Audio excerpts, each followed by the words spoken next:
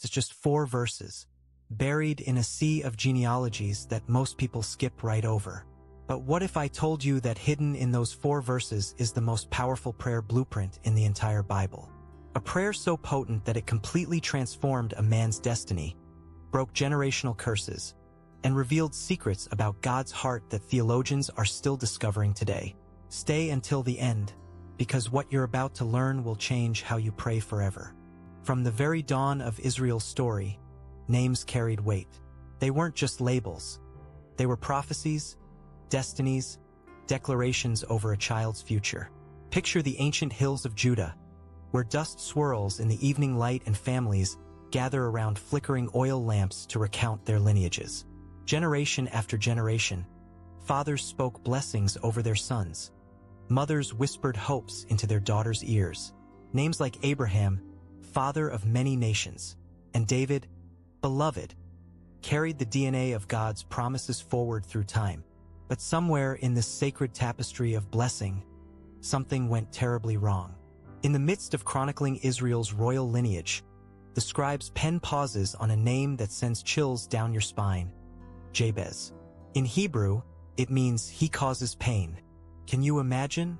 While other children carried names like God has heard or Gift of the Lord, this boy bore a title that declared his very existence was suffering.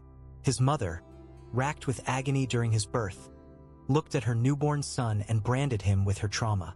Do you see what just happened? Before Jabez could even speak his first word, destiny itself seemed to conspire against him.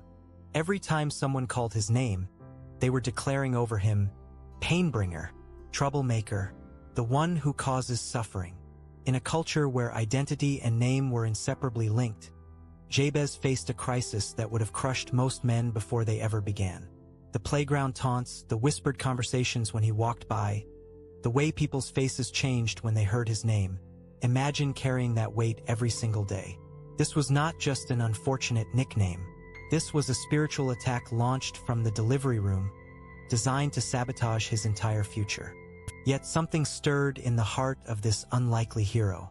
Perhaps it was late one night, alone under the star-scattered sky of ancient Israel, that Jabez came to a life-defining realization. Just because his past was marked by pain didn't mean his future had to be. Just because his mother's trauma had named him didn't mean God's promise couldn't rename him. In that moment of divine desperation, he made a choice that would echo through eternity. Empires rose and fell around him. Kings lived and died. Armies marched across the ancient world, conquering and being conquered. Yet in the quiet hills of Judah, a man named Pain was about to demonstrate something that would shake heaven itself. That one prayer, prayed with the right heart, can rewrite destiny. But something was stirring in the shadows of this story. Something that religious tradition had almost entirely missed. You see, Jabez didn't just pray, he prayed with surgical precision. For specific requests that revealed he understood something about God's heart that most believers never discover.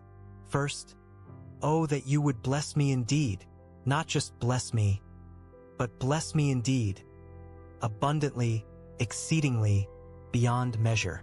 This wasn't selfish ambition. This was a man who understood that God's blessings aren't limited by human trauma or unfortunate circumstances. Second, and enlarge my territory. Jabez didn't just want personal blessing. He wanted expanded influence, greater capacity to impact others. He was asking God to stretch his borders, increase his sphere of influence, give him more ground to possess for the kingdom. This was kingdom thinking wrapped in personal prayer. Third, that your hand would be with me.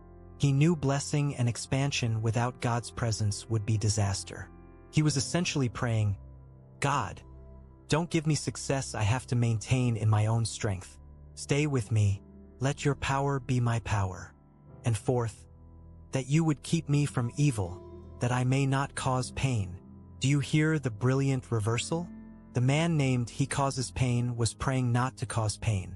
He was asking God to so transform his nature that his very name would become a lie. This was not coincidence. It was destiny unfolding step by step, as a man named Pain declared war on his own identity. Can you imagine what that moment felt like? Standing before the God of Abraham, Isaac, and Jacob with a heart full of impossible dreams and a name full of trauma, daring to believe that divine destiny could trump human dysfunction? Picture Jabez, perhaps alone in his fields, voice trembling with emotion as he poured out this cry that came from the deepest places of his soul. This wasn't religious rhetoric. This was a man desperately contending for his future. But the story isn't finished. In fact, the most chilling chapter may be unfolding right now. The text says simply, "So God granted him what he requested." For words that changed everything.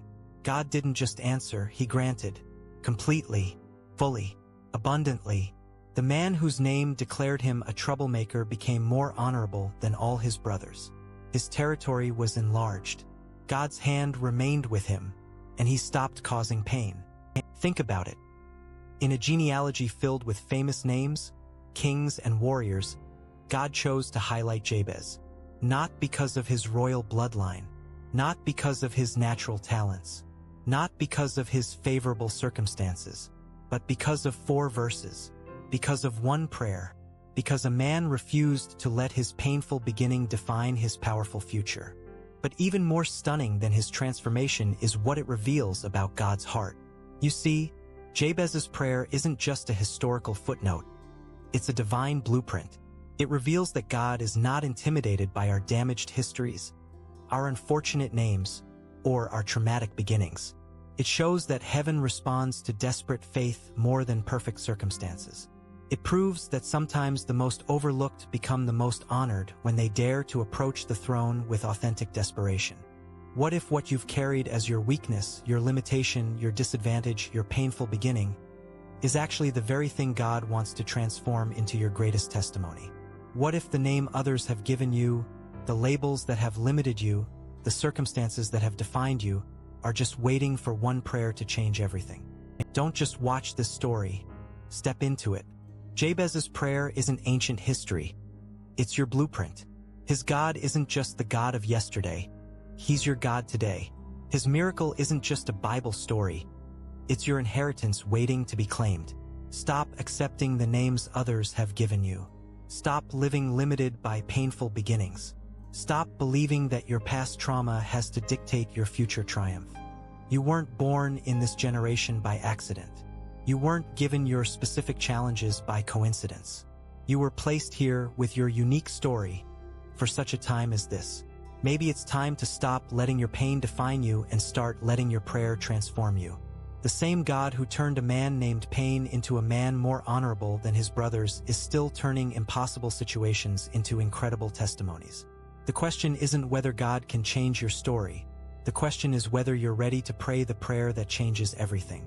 What would happen if you stopped making excuses and started making requests? What would happen if you stopped focusing on your limitations and started believing in God's abundance? What would happen if you prayed the prayer of Jabez over your own life today? There's only one way to find out. Your breakthrough is waiting on the other side of your boldness to ask.